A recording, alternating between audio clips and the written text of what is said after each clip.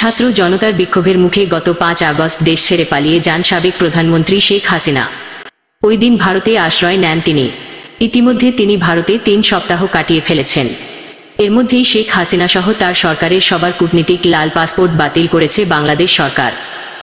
ভারতীয় সংবাদ মাধ্যম হিন্দুস্তান টাইমস জানিয়েছে, যেহেতু হাসিনার লাল পাসপোর্ট বাতিল করা হয়েছে, তাই নিয়ম অনুযায়ী তার ভারতে অবস্থানের সময় ফুরিয়ে আসছে। বাংলাদেশ সরকারের একটি সূত্র জানিয়েছে, শেখ হাসিনা যখন দেশ থেকে পালানো তখন তার কাছে শুধুমাত্র লাল পাসপোর্টই ছিল, সাধারণ সবুজ পাসপোর্ট ছিল না। ভারতের ভিসা নীতি অনুযায়ী যেসব বাংলাদেশির কাছে কূটনীতিক লাল পাসপোর্ট আছে তারা ভিসা ছাড়াই ভারতে প্রবেশ এবং সর্বোচ্চ 45 দিন পর্যন্ত অবস্থান করতে পারেন।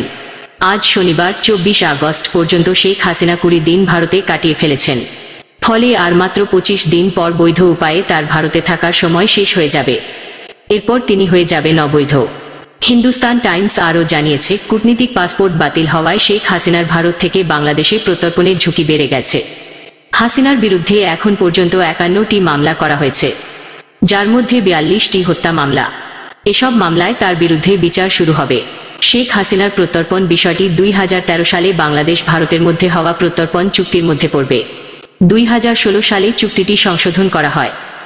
এতে বলা হয়, রাজনৈতিক বিবেচনায় করা মামলার আসামি হলে অভিযুক্ত ব্যক্তিকে প্রত্যর্পণ বা ফেরত দিতে অস্বীকৃতি জানানো যাবে। কিন্তু এই চুক্তিতে হত্যা মামলার বিষয়টি স্পষ্টভাবে রাজনৈতিক বিবেচনার বাইরে রাখা হয়েছে। এছাড়া যদি মামলা ন্যায়বিচার না করার উদ্দেশ্যে করা হয়, তাহলেও দুই দেশ অভিযুক্ত ব্যক্তিকে প্রত্যর্পণ না করার ক্ষেত্রে অস্বীকৃতি জানাতে পারে। সূত্র, হিন্দুস্তান টাইমস।